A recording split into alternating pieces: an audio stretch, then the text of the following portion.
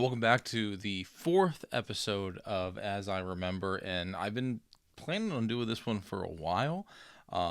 Just things happen, but if you didn't guess, we're talking about ZDTV, Tech TV, and a little bit of what it turned into, which we're not going to mention a whole lot.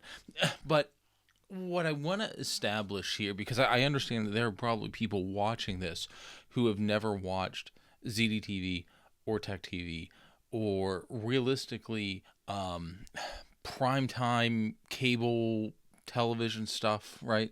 Because the media landscape has changed so much in the past 15 to 20 years, and it is so easy to find content that you want, right?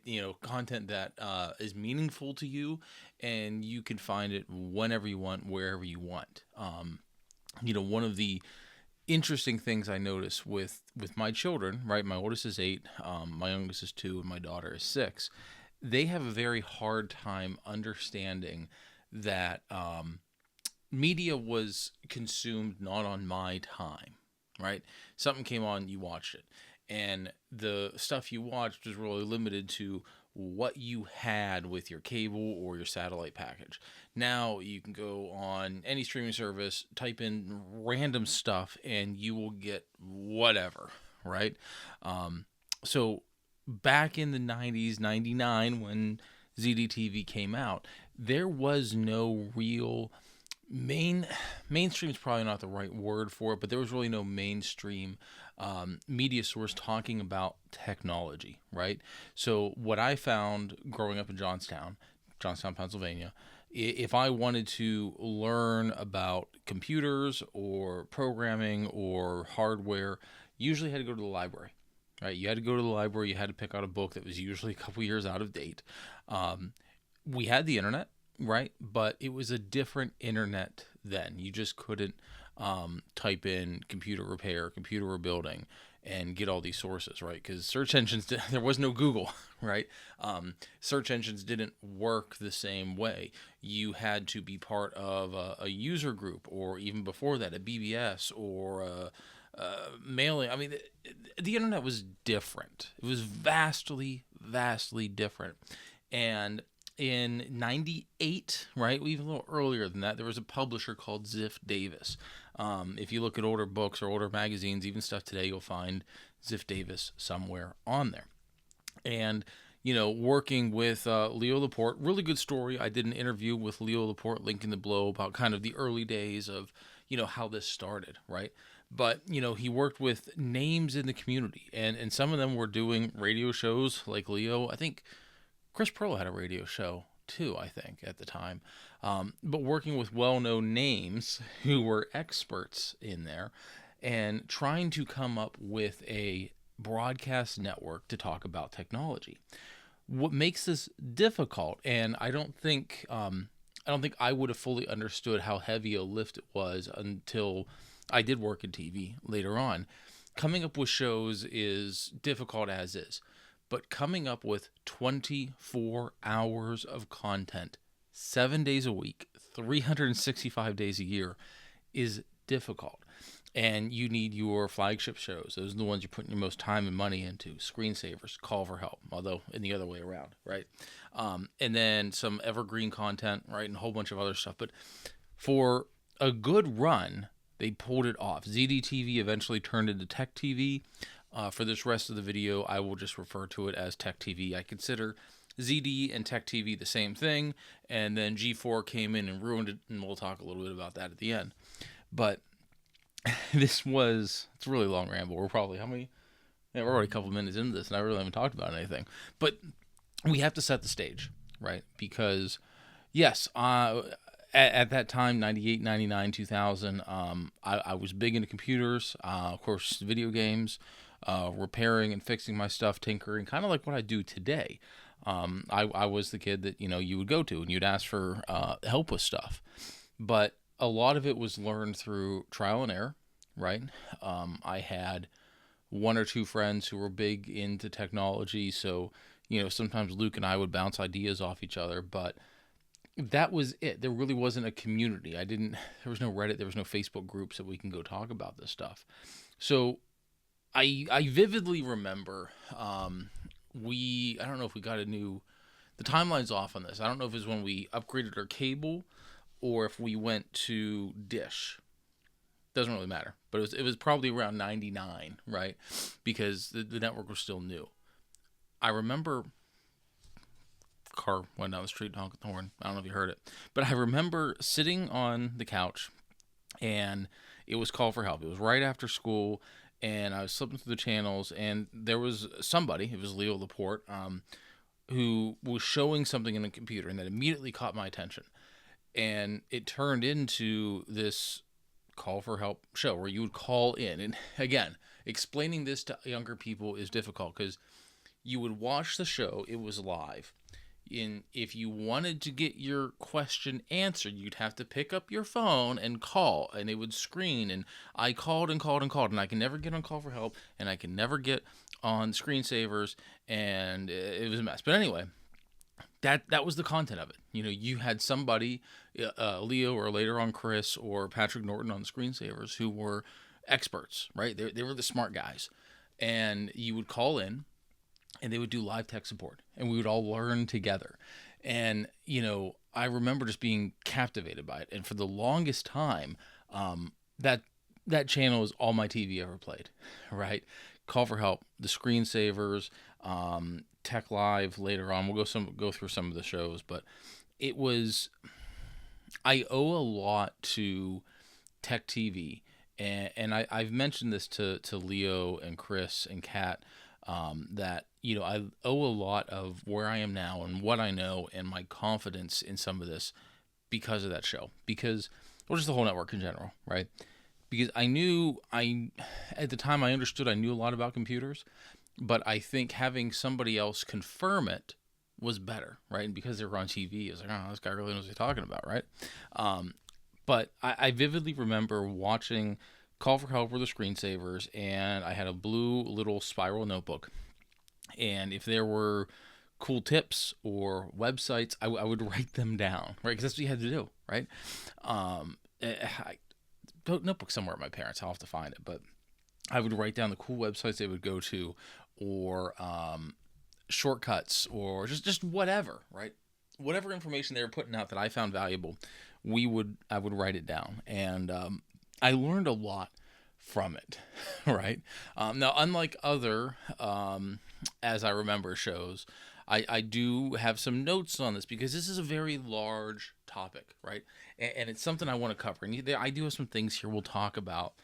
But again, if you didn't live through this era and you didn't watch Tech TV when it was on live, you don't really get it. You don't really understand how groundbreaking it was, right? Because realistically, you had Computer Chronicles, like on PBS. It was good. It's not this though, right?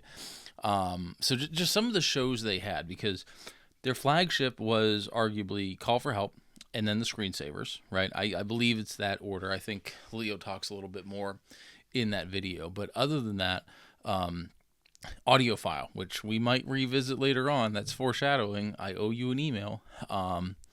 Big Thinkers, Call for Help, Cybercrime. Cybercrime was really cool. Cybercrime was all about computer fraud, hacking, talking about, this thing happened, this virus is out there, or this group stole money through the internet, and this is how they did it. It was really, really eye-opening, and it was really cool, and it was really, I remember the production values on that being really, really good, really polished show. Eyedrops was really, really cool, and there's some still YouTube channels that show some Eyedrops animation, but you got to understand, the early 2000s, seeing these really polished computer animations on my TV was just mind-blowing. Fresh Gear, pretty self-explanatory, right? New technology stuff. Internet Tonight, that was really cool. It was a really, it was a primetime program, right? So, just talking about people who specialize in the internet, right? Again, but yet the internet was different then. It was so different then. So like you wouldn't have, maybe, I don't know, maybe if it was today they'd have Mr. Beast on it or something, but it was really, really interesting. Money Machine was good. The screensavers, obviously my favorite.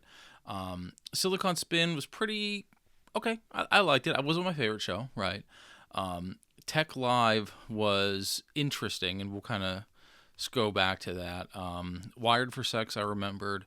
Unscrewed with Martin Sargent, and X Play, obviously, right?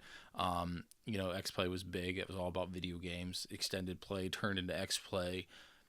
Really, the longest lived show, and I think kind of the last dying breath of ZDTV. But Tech Live, it used to be ZDTV News. That was the meat, right? So when we go back to this 24-hour programming, try to come up with, and in most stations they'll call it traffic, right? Come up with 24 hours of content to go out there. You have your primetime stuff. You have your live. Those are at very specific times, right? Call for Help and Screensavers were on at a time where people could call in, right? It was live. They had to call in at certain times to make it convenient. And it always seemed like Call for Help was for the majority of users, right? Screensavers is maybe for a little more advanced users. So that was on later on. So it always made sense, right? The people that called for help were usually older people, right? Because it was on earlier in the day. Screensavers later at night, so you get the people that would work. They come home from work, call in. College students, high school students, somebody like me who tried to call in and then reminded Kat Schwartz during the interview before the interview that I tried call. I talked to you. You said you'd get me on and you didn't. That's fine. I'm not holding a grudge. 20 years later, it's fine. But so that's right. If you look at Call for Help and the Screensavers, that's 2 hours of a 24-hour program. Then you can time delay that. So you play it again. That's 4 hours. All right, so now we have 20 hours. A big bulk of the day can be news, and that's where Tech Live came from, where previously ZDTV News. It was like a 4 or a 6 hour block, I think, that was just technology news. And it was similar to any mainstream news, CNN, MSNBC, Fox, where if you watch it long enough during a 3, 4, 5 hour period, there's repeat stories, right? That's how it is. It mimicked itself off of large news stations, right? And it worked. And the great thing about that is, again, you can double that, right? So if you have a 4 hour block, you play it during the day, play it again overnight. That's 8 plus your 2 for Call for Help, 2 for Screensavers. Now we're at 12, right? So we're getting there. That's covering most of the time. And then you have all these other shows you sprinkle in. And then during the downfall of Tech TV and rolling into G4, then we had other programming things they bought. Thunderbirds. There was a bunch of anime on there. Did they play Serial Experiment Lane? Maybe. But the point was, right, it got to a point where they were buying cheaper shows, right? Thunderbirds wasn't exactly a heavy hitter, but it was filling up time, right? It was filling up time that then you can then sell to advertisers and everything else, probably at a lesser value than a flagship show, but it filled up your 24 hours. And that is the hardest thing for any network, to fill up 24 hours of content. Even think about your local NBC, ABC, CBS affiliates, right? Yes, they are an affiliate of a large network. They get the nightly news and some other programs, but they still have to fill the time up, right? So between the mainstream news, what you get from DC, New York, whatever it is, and then your local news, maybe 2-3 times a day, you still have 17, 18, 19 hours to fill. So that's where you get all these other shows, paid promotions, off the wall stuff at 2 a.m, which I enjoyed that. I love watching those crazy things that you would find that off hours or infomercials through it, right? But that was the point, right? So they did have Serial Experiment Lane. That's where it was. And so I'm not a big anime guy, but my favorite, Dual Parallel Trouble Adventure, right? Those are the ones I really remember. That was good, right? But again, you had Tomorrow's World, Thunderbirds, Max Headroom. Good show, right? But those are not things that you want on a 24-hour technology network. And we're getting off topic because there's a whole bunch of stuff to talk about, because this is really, really good. And I think that if you are around my age, right, plus or minus a little bit, or even older, right, and you watch ZDTV Tech TV, you're having a lot of the good feelings and emotions that I am right now, because this is really, it was new. There was no other network doing this at the time. And when it came out, 99 going into the early 2000s, I think that there was a stigma of technology, right? Whether, a geek or a nerd, whatever you call it. This helped normalize it and bring it to mainstream because it was on TV, you know. But on the other end of it, there really was no other mainstream outlet for that, right? And there's just a lot of really good memories, watching with Leo, Chris, Patrick, Kat. So I did interviews with Chris, Leo, and Kat. I got a couple other, at least two more I'm working on. Like I said, I do owe you an email if you're watching. It's been busy. So I'm working on two, maybe three. We'll see. But those are really good interview series that I want to keep going because, again, for me, and I'm sure people like you who have watched this, those people were a part of our lives at that time, right? It was, I remember initially, no offense, Chris, but when you took the helm of Call for Help, because I was watching it religiously every day, I was like, who's this guy? Like, I knew about you, right? But, it's like, why are you taking this away from Leo? And I knew it wasn't, that's how the networks work, right? But, then you turned into a friend, right? And I consider you a friend today, Chris. We correspond and stuff, but watching you every day, coming into my home, teaching me stuff, that was huge. That was huge. So, and then Leo took it back, no, Chris is gone, because it's like any show that you watch, you have a one-way connection with the actors, the co-stars, the live talent, whatever it be. So when there are changes, right, it's difficult, right? Or when the Call for Helpathon, right? So it was a annual 24 hours, just 24 hours of call for help, people calling in, answering the phones. I remember deliberately, I'm going to watch the whole thing because if you're staying up, I'm staying up, right? I didn't, but that was the relationship you had with TV then, right? You don't really have it today. And then the other thing, which is really uniquely early 2000s technology, is the print media, the physical books that they came out with. Really, the flagship was Leo Laporte's Technology Handbook. Now, what I don't like about this is if you look up things about it, people are like, it's just Leo shoveling his books. Listen, he worked for a network. They had a teaming agreement with Q Publishing. It is what it is, right? I'm sure Leo got kickbacks from this, but probably not as much as the network, okay? Because it is there is a connection on it. But anyway, I have the 2003 almanac. I have the 2005 almanac.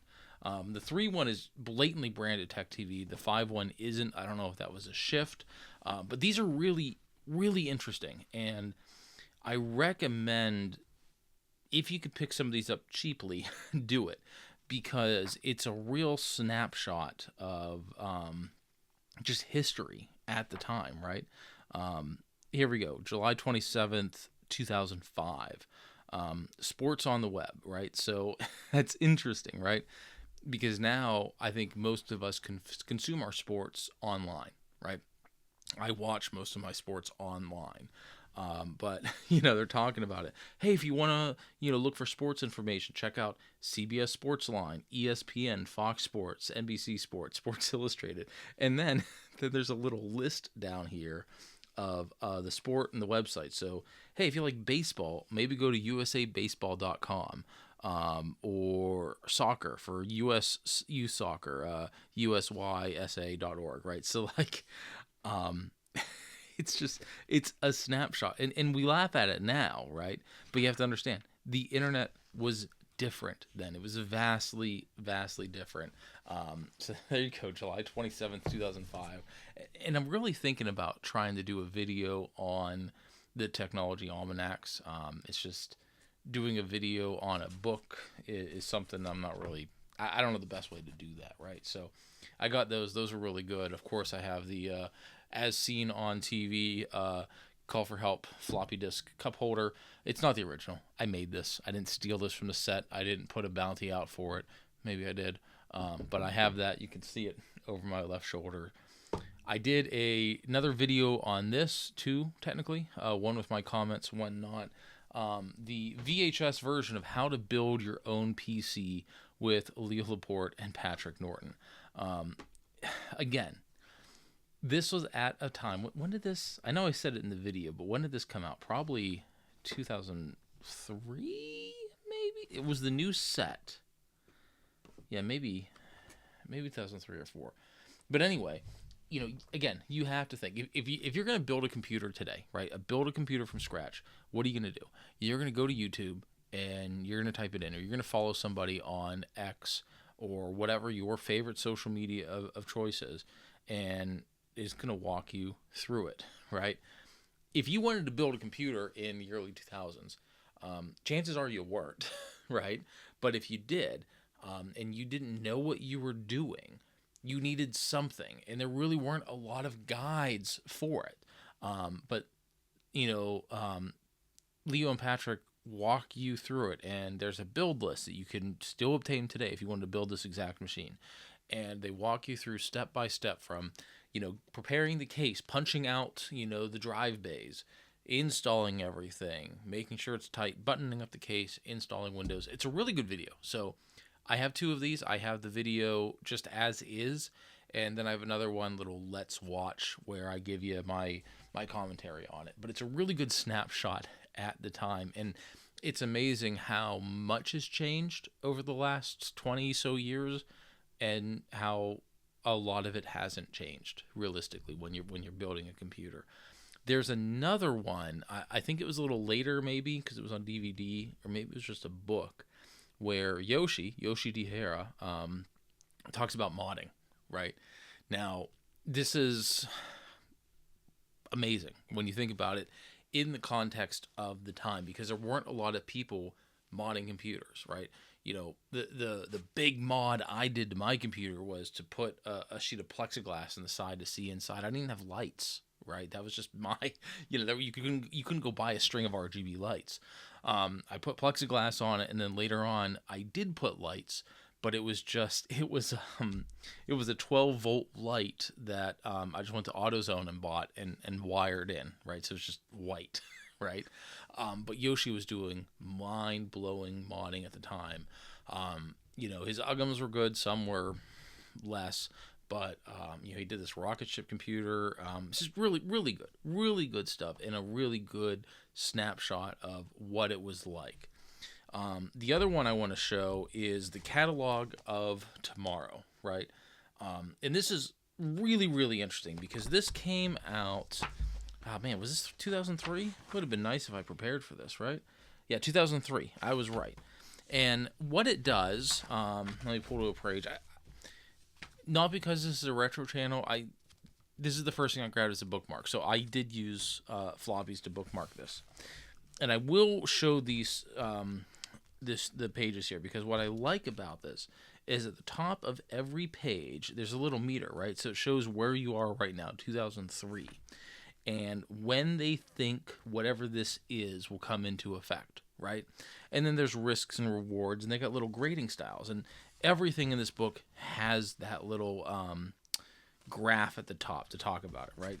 And the 3 that I pointed out are interesting, because I think it shows, where we are today and what we thought today was going to be, right? So most of these end at 2020, right? So I'm recording this in January of 2025, so we're only 5 years past a lot of this. The first one I'm going to show is it's in the Our Lives section, and it's called Fashion Much More Than a Matter of Style. And you're greeted with this big picture of like a wearable computer, right? And looking back, I remember, especially in like Fresh Gear, they would show these concepts of wearable computers or wearable devices, right? And to an extent, yeah, we have that, right? But I think that technology and miniaturization has went quicker than what we expected, and that's always the case, though, right? Things always advance quicker than what you think. That we don't need the room for that, right? I remember there was a shirt that was supposed to track your health, right? Because the idea was, well, you need all these sensors all over your body to track your health, when realistically, a decent Fitbit or Apple Watch or any smartwatch will do all of that in a watch form. We don't need a whole a whole shirt for it, right? So that's the first one I wanted to show you. The second one I want to show is demographics. Solely because of how interesting their prediction is, right? So in 2002, it shows there's 280 million Americans, and there's a breakdown here. And then by 2025, conveniently when I'm recording this, there would be 338 million Americans. And we're going to do a really awkward edit here, but currently there are 340.1. So fairly close, right? When you think about it, it's better projection than what I would have done. But this is a really interesting article they have on here. I'm not going to dive too much into the demographics, but, realistically, I think a lot of this is on a general curve. The last one, and much to most of our chagrin, is new collaborative tools. Now, they're projecting this to be about 2011, 2012. I think it came out a little more later than that, but it opens up with collaboration has become increasingly important, indeed absolutely essential in the modern world, and the digital revolution continues to give us a wide array of tools for constructing shared meanings. Well, so here's the deal. Most of my day job is on Teams. Yay. And this is kind of what they're talking about, right? So internet protocol-based video conferencing, that was a new thing, right? And it has come a long way since 2002. The Tech TV, or originally ZDTV Netcam network, right? I think that it's not a direct correlation to MS Teams, right? But that was really the early days of webcams, or netcams as they called them. So much so that if I remember correctly, ZD Tech TV teamed with a manufacturer. Was it Logitech, maybe? It was giving out webcams, right? And the way it worked then, right? So you could do a couple things, right? You could record yourself, and they would put it in a commercial, right? So you can see commercials of people on these really grainy webcams doing station identifications for ZDTV, Tech TV. And that was a sign of the times, right? But if you had a webcam and better than dial-up internet, and you called in, they would show your face on the show. And this was new. This was mind-blowing stuff, right? Because here you have somebody in wherever you are on live TV using your webcam, interacting with the hosts on a show. The caveat is, because of bandwidth limitations and timing, they had their landline phone up to their face. That's where the audio was coming, because the webcam was so delayed that you couldn't work that way. You couldn't have the audio and video going through. And a lot of the times we were talking about 3, 4, 5 frames a second for some of these things. And realistically what it was just for a lot of the calls, just a pixelated still image of their face that would update every once in a while. Wild times. That was cutting edge stuff. So much so that, I don't know if there was a priority for callers with webcams, but, I feel like they made more of a deal for it. And again, that was a really cool interactive feature, because not only was it a call-in show, right, but it was a show that you can call in and see the caller, right? And now I think we take that for granted, because a lot of my meetings are on Teams, or I had a Zoom meeting last night, and it's almost rude not to have your webcam on anymore, right? Whereas then it was I don't want to think it was something to gloat about, but it was it's cutting edge. It was absolutely cutting edge, and just something I love. There are some people who, some other tech creators who may or may not have been part of the Tech TV Netcam Network. Um, so I'll let them chime in. But yeah, this was it was a very interesting time. It was a very interesting network. And, ZDTV really kicked it off. It peaked with Tech TV, right? You had a lot of really good shows, and, it was hitting the news and it was doing everything. But the problem is that framework, that idea wasn't profitable, and it wouldn't be profitable for a very, very long time, just the way how television works, right? Again, refer to my interview with Leo Laporte because he goes into it really deep. But a lot of times when you have a new network, you need to break into new demographics and new markets. And it's not like just because you're on cable, right, you're going to be nationwide. No, that's not how it works. You need to break into certain markets. And because it's a risk, because you're a new channel, if I did, Retro Tech or Die TV, right, and Channel 8, to go into new markets, I would have to, one, convince that whatever TV provider, cable provider it is in that area, that my network is worth it for your population and that you would get good sales volume, because it's all about commercials, right, and the revenue you come into it. And the same thing with satellite as well, right? So a lot of times for these new stations, right, I don't use the word bribe, but there is money involved, right, to offset the advertising cost and the potential advertising loss for that cable company, right? So that's how you get into new networks. And that's why, again, the younger generation isn't going to understand this, but if there was a channel on your cable package, right, whatever it was, that was in risk of being dropped from that cable provider, they would air it. They would take time out of their commercial day to have little PSAs. Hey, Atlantic Broadband, or not Atlantic Broadband, Atlantic Charter Communications, whoever it is dropping us on July 2nd. Write to them. Call this number to tell them you need this channel in your life, right? And that shows that cable provider that, look, this is a needed channel. People want this, right? Sometimes it works, sometimes it doesn't, but really at the end of the day, it's about money, right? And the money, you have to get into different markets, right? But then, the money return on these things, new startups, whether it's, broadcasting, radio, even some website stuff, the return on investment takes a very, very long time to recoup. Leo hinted at it that, he had a projection that was decades, right? The owners wanted it sooner. So really what happened is you saw Tech TV peak, and then some of these other third-party shows come in, Thunderbirds, Max Headroom, the anime stuff, to fill up time with shows that, one, you have no production value because you're just buying it, right? You're just buying the rights to sell it. You'll get lower revenue on the commercial side of the house, but you know what? There's no set, there's no staff. You're just paying somebody to put in a tape. And realistically, at that time, they might have been using Odetics, which is a whole other system. The Odetics automated tape system. Well, I might do a video on that because I used to run an Odetics system at WWCP TV, Fox Channel 8.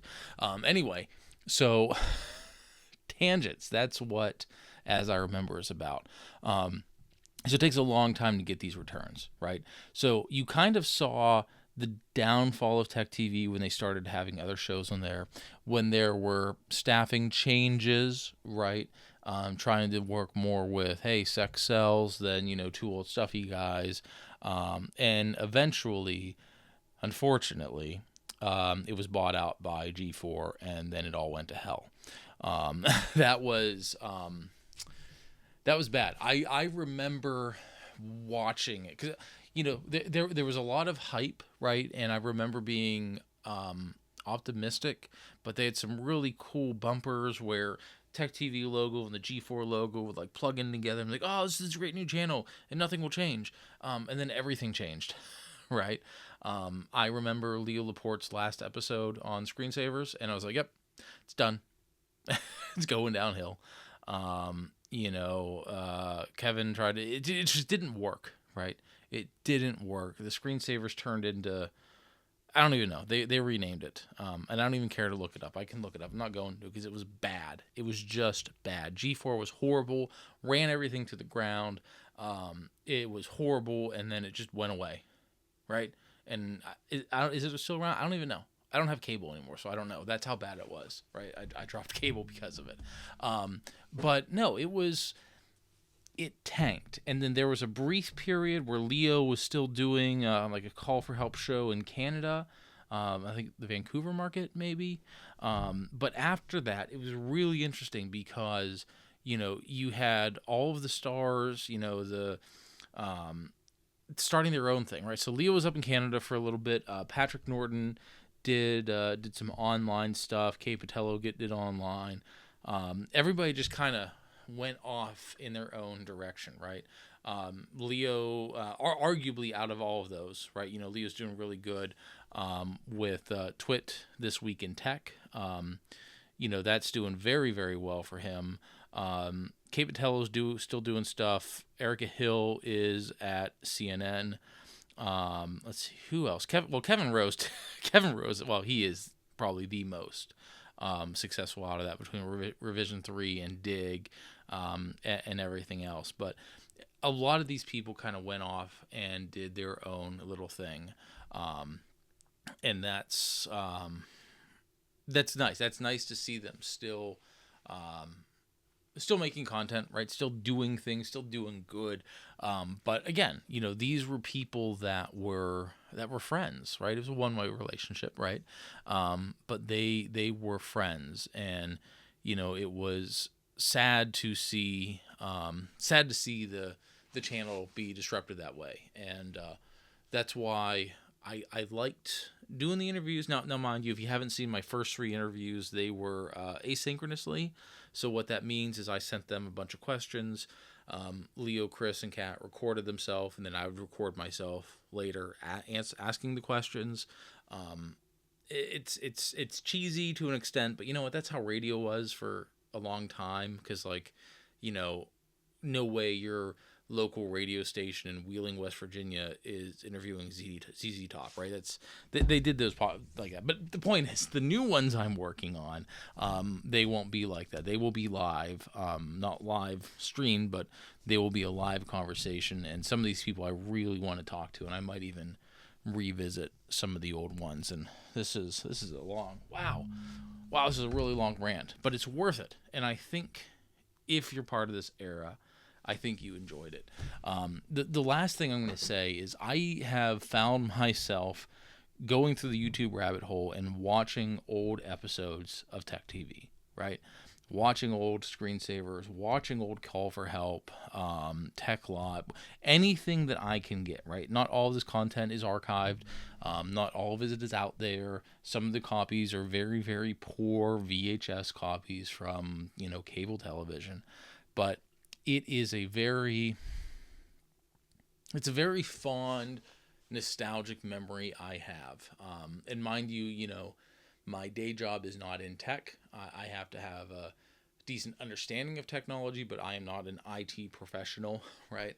But there are a lot of people I know that work in and around the tech field that probably have a lot to owe their success and their knowledge and their confidence from Tech TV and from all of the hosts, and especially all the behind the scenes staff that make it run, right?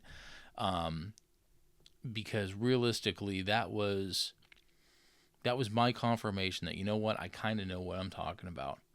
And it was nice to have these people come into my home multiple times a day, because again, it was always on, right? But just watch and listen to them and learn, right? It means a lot to me, and I think that's why I've talked so much about this. And there's so much more. There's so much more I can talk about this, because, again, it was a very important part of my life, and it was something that G4 took away from all of us, and I will never forgive them from that. And that's it. Hey, that's it. If you like what we're doing here at Retro Tech or Die, like, subscribe, tell your friends. What do you think about these As I Remember series? Because I know they're all over the place, right?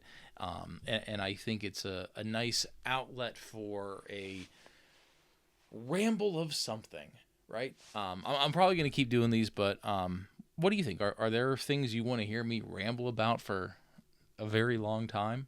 Let me know in the comments below, and I'm going to let you go now because I've taken a lot of your time already. Good night.